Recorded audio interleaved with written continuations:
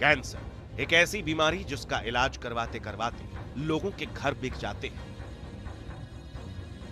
अपनों की जान बचाने के लिए लोग सड़क पर आ जाते हैं। कैंसर मरीज किन परिस्थितियों से गुजरता है, इसे तो शब्दों में बयां कर पाना भी मुश्किल है। ऐसे में अगर पता चले कि कैंसर की दवाओं के नाम पर बाजार में जो शीशी मिल रही है उसमें जहर है, तो क्या होगा? दवाई के नाम पर बिक रही है बहुत। जिंदगी देने वाली दवा में मौत बांटने वाली मिलावट, नकली दवाओं का सिंडिकेट, कैंसर मरीज टारगेट। दिल्ली में एक ऐसे गैंग का पर्दाफाश हुआ है जो कैंसर की दवाई के नाम पर नकली दवाइयां बेच रहा था। सालों से चल रहे इस गैंग ने ऐसा सप्लाई चेन बना रखा था कि दिल्ली समेत कई राज्यों तक इनकी दवाइयां फैली हैं। इस गैंग का पर्दाफाश कैसे हुआ, ये जानने से पहले आप इनकी सप्लाई चेन समझ लीजिए। इस नेक्सस की शुरुआत होती है एक नामी कैंसर अस्पताल में काम करने वाले कोमल और अभिनय से। ये दोनों कैंसर के इलाज में इस्तेमाल होने वाली महंगी दवाइयों की शीशी को जमा करते। वो इस शीशी को 5,000 रुपए में परवेज को बेचते।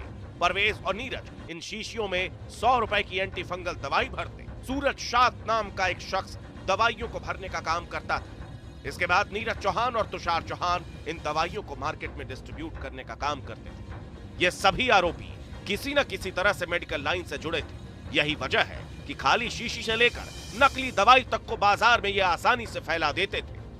जिन शीशियों में ये लोग 100 रुपए की एंटी फंगल दवा भरते थे, उसे मार्केट में 1 से 3 लाख रुपए में बेचा जाता था। कैंसर की दवा बोलकर जो नकली दवाई मार्केट में फैलाई जाती थी, वो कीमोथेरेपी में इस्तेमाल की जाती थी। ये रैकेट 9 अलग अलग ब्रांड्स की दवाइयां बनाता था। ये लोग दिल्ली में 4 अलग अलग जगहों पर दवाइयों को बनाने और पैकेजिंग का काम करते थे। इन दवाइयों को खासकर हरियाणा, बिहार, नेपाल या फिर अफ्रीका से आए मरीजों को बेचा जाता था। पुलिस ने जानकारी मिलने पर दिल्ली के इन 4 ठिकानों पर एक साथ छापेमारी की, जिसमें नकली दवा के 137 इंजेक्शन, 519 खाली शीशियां, 864 खाली पैकेजिंग बॉक्स, 89 लाख रुपए कैश, 1800 अमेरिकी डॉलर और एक कैश काउंटिंग मशीन बरामद हुई। इस नेक्सस के भंडाफोड़ के बाद अब सवाल उठ रहे हैं कि जिन लोगों ने यह नकली दवाई ली, उनका क्या?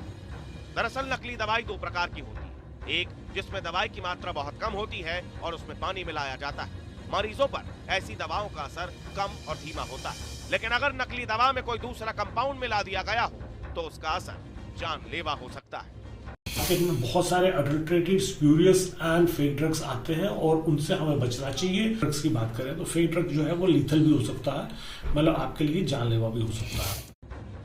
सवाल उठता है कि आखिर यह गैंग कब से काम कर रहा है? अभी तक कितने मरीजों को यह दवाई बेची गई और अब उन मरीजों का क्या हाल है? साथ ही पुलिस अब इन आरोपियों से यह उगलवाने की कोशिश में है कि आखिर इनकी बनाई गई नकली दवाइयां कहां तक फैली हैं। क्राइम ब्रांच की टीम ने एक स्पूरियस कैंसर ड्रग्स का रैकेट बस्ट किया है। ये वायल्स खरीद के इसमें ये नकली दवाएं भर के दोबारा से उनको सील करके और मार्केट में बेच देते थे। दरअसल बंद बोतल में मौत बांटने का कारोबार बीते कुछ वक्त से तेजी से बढ़ता जा रहा है। इससे पहले दिल्ली के पास गाजियाबाद में एक फैक्ट्री पर रेड के दौरान नकली दवा बनाने के एक गैंग का भंडाफोड़ हुआ था। एलईडी बल्ब बनाने की इस फैक्ट्री में हाई ब्लड प्रेशर, डायबिटीज और एसिडिटी की नकली दवाइयां बनाकर बाजार में बेची जा रही थी। दवाई की शीशी में मौत बांटने का यह खेल कहां तक फैला है, इसकी तो जांच चल रही है। लेकिन उन लोगों का क्या जो पहले से ही इस जाल में फंस चुके हैं? उन लोगों का क्या जो ऐसी दवाइयों का शिकार हो चुके हैं? लेकिन सबसे बड़ा सवाल तो ये है कि जीवन देने वाली इन दवाइयों के नाम पर मौत बांटने वाले और कितने मौत के सौदागर खुला घूम रहे हैं।